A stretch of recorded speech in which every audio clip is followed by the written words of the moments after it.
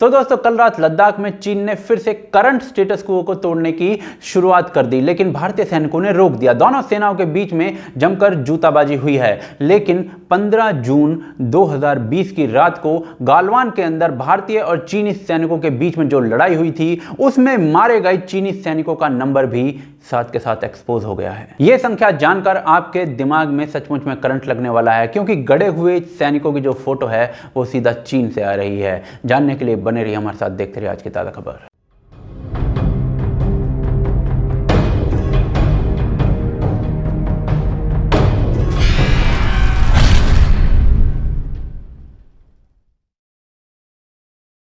तो दोस्तों चीन और भारत के बीच में क्या स्थिति बनी हुई है ये हम सब जानते ही हैं, लेकिन जिस समय डिसएंगेजमेंट पर बात होनी चाहिए थी उस समय भारत का रक्षा मंत्रालय एक नोटिस जारी कर रहा है जिसमें लिखा होता है कि 30 अगस्त की रात को चीनी सैनिकों ने पिछले समझौते को तोड़कर भटकाने वाले सैन्य हथकंडों के द्वारा स्टेटस क्वो को बदलने का प्रयास किया। भारतीय सेना ने स्थिति को भांपते हुए अपनी पोजीशन मजबूत की और चीनी प्रयास को, जिसमें वो तथ्यों को भूमि में बदलना चाहते थे, उसे विफल कर दिया। हम संवाद से स्थिति बदलना चाहते हैं, लेकिन हमें अपनी संप्रभुता को बचाना आता है। ब्रिगेडियर लेवल पर जो मीटिंग है वो चुसूल क्षेत्र के अंदर चल रही है। अब आर्मी से कोई एडिशनल इंफॉर्मेशन तो मिल नहीं रही है, लेकिन सोर्सेज के हवाले से यह पता चल रहा है कि चुसूल क्षेत्र जहां पर यह घटना हुई है वहां पर भारतीय आर्मी ने massive movements of the troops कर दिया है। दूसरी तरफ इस नए बवंडर के बाद में साउथ चाइना सी में भारत ने अपने नेवी वॉरशिप्स भी भेज दिए हैं। दूसरी तरफ इस कफल से कुछ दिन पहले ही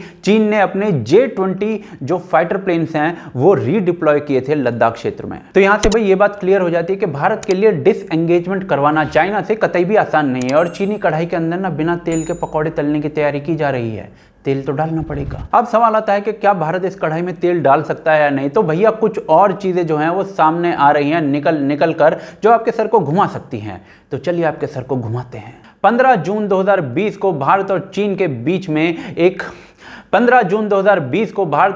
बीच में गलवान घाटी लद्दाख के अंदर एक युद्ध होता है, बिना गोली बंदूक के, आदि मानवों की तरह, जिसमें भारत ये एक्सेप्ट करता है एक डेमोक्रेसी की तरह कि उसके 20 जवान जो हैं वो वीर गति को प्राप्त हुए हैं। लेकिन चीन जो है ना वो अपना कोई भी नंबर नहीं बताता है और अपने जो लोग होते हैं उनसे सारी इंफॉर्मेशन को छुपाता है कम्युनिस्ट कंट्री की तरह। लेकिन इस घटना के सिर्फ एक ही दिन बाद यूएस की इंटेलिजेंस से ये खबर आती है कि चीन के भी कम से कम 30 से 35 जो जवान हैं वो शहीद हो गए हैं। लेकिन चीन अपना मुंह नहीं खोलता। लेकिन अब ना कुछ एविडेंसेस आ गए हैं इमेजेस के रूप में, जिन्हें चीन के मिलिट्री फॉर्म पर किसी फौजी ने अपलोड कर दिया था। उन फोटोज के अंदर आप काफी सारी कब्रें देख सकते हैं और उनमें से एक कब्र जो है उसका क्लोज अप फोटो भी देख सकते हैं, जिसे आप अभी स्क्रीन पर देख पा रहे होंगे। क्या लिखा है इस फोटो पर? तो जी इस कब्र पर लिखा हुआ है कि यह कब्र शेन शियांग्रो की है, जो कि चीन के फुजियान प्रांत के पिंगनान क्षेत्र का वासी था और ट्रूप नंबर 69316 का सोल्जर था। उसने अपने जीवन का बलिदान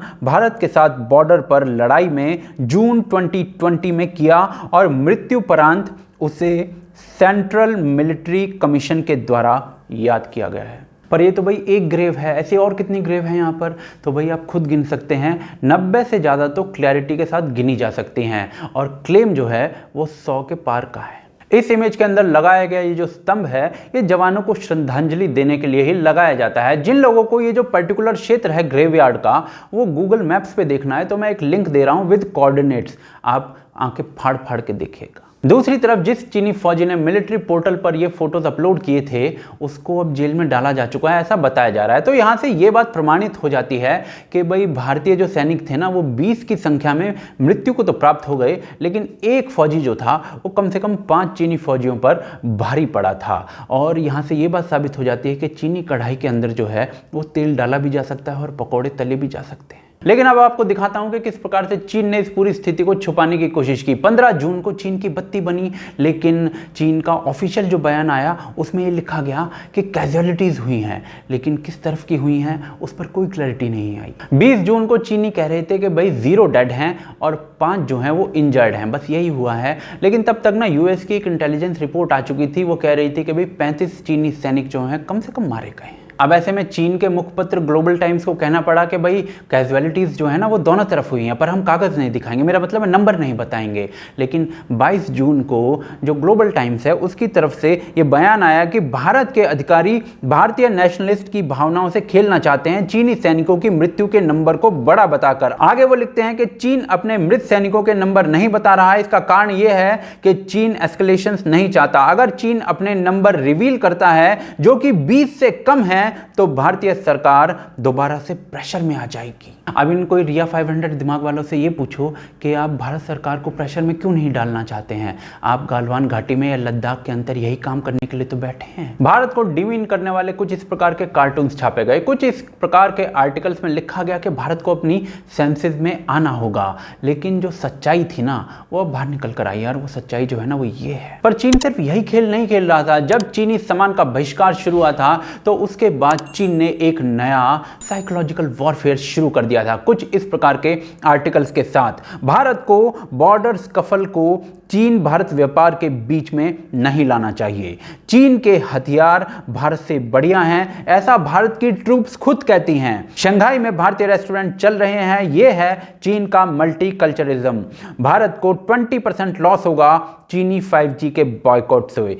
चीनी भारतीय फिल्में पसंद करते हैं, भारतीयों की नफरत से भरी पुकार को हम अच्छाई से जवाब देंगे। हाँ, तुम ही तो गांधी हो। अब चीनी थ्योरी ऑफ साइकोलॉजिकल वॉरफेयर को सिर्फ चीनी ही थोड़ी अप्लाई करेंगे, भारत में बैठे माओ पुत्र भी अप्लाई करेंगे। तो एक नई थ्योरी को जन्म दिया गया भारत के अंदर कि बिहार रेजिमेंट के जो जवान थे उनको इसलिए वीर गति को प्राप्त करवाया गया क्योंकि बिहार के अंदर चुनाव आ रहे हैं। लेकिन अंतिम सच ये निकल कर आता है कि 100 सैनिक खोने के बाद चीनी सरकार जो है वो अपना मुंह नहीं दिखा पा रही थी। पर अब जरा एक्चुअल सिचुएशन पर भी आ जाते हैं। एक्चुअल सिचुएशन ये है कि डी एस्केलेशन का जो प्रोसेस है वो कुछ दिन पहले शुरू तो हुआ था, लेकिन आज भी पूरा होने से कोसों कोसों दूर है। चीनी आज भी स्टेटस क्वो सिचुएशन से काफ़ी आगे हैं। झड़प में 5 गुना सैनिक खोने के बावजूद भी चीनी जो हैं वो 4 कदम आगे बढ़ने के बाद करीब 1 कदम ही पीछे हटे हैं, और इसके बावजूद भी दोबारा आगे आने का प्रयास कर रहे हैं। ये झड़प जो कल हुई है वो यही दिखाती है,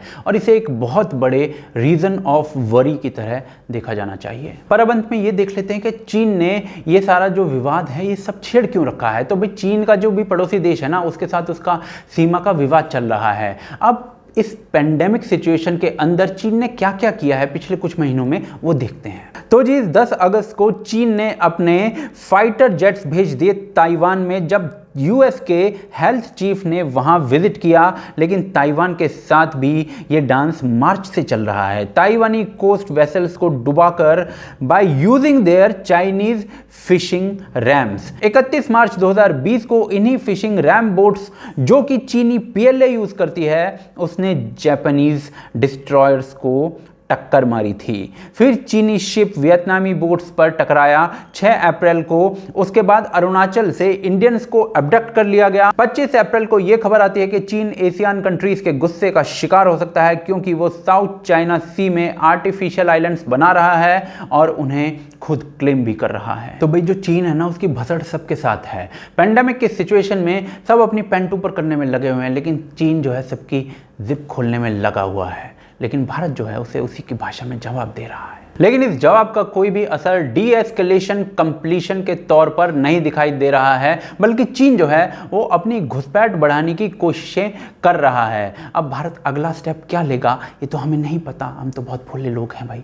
लेकिन आपको पता होगा, आप हमें बताइए कमेंट करके इस बारे में। साथ ही साथ इस वीडियो को ज़्यादा से ज़्यादा शेयर कीजिए ताकि भारत के अंतिम व्यक्ति तक ये वीडियो पहुंच सके। साथ ही साथ हमें चैनल पर सब्सक्राइब कर लीजिए और बेल आइकॉन को भैया दबा लीजिए, उस पर बैठकर उसके ऊपर लेटकर कैसे भी दबा लीजिए ताकि आपको नोटिफिकेशन समय पर मिल सके। आप देख रहे हैं आज की ताज़ा खबर। जय हिंद, जय भारत।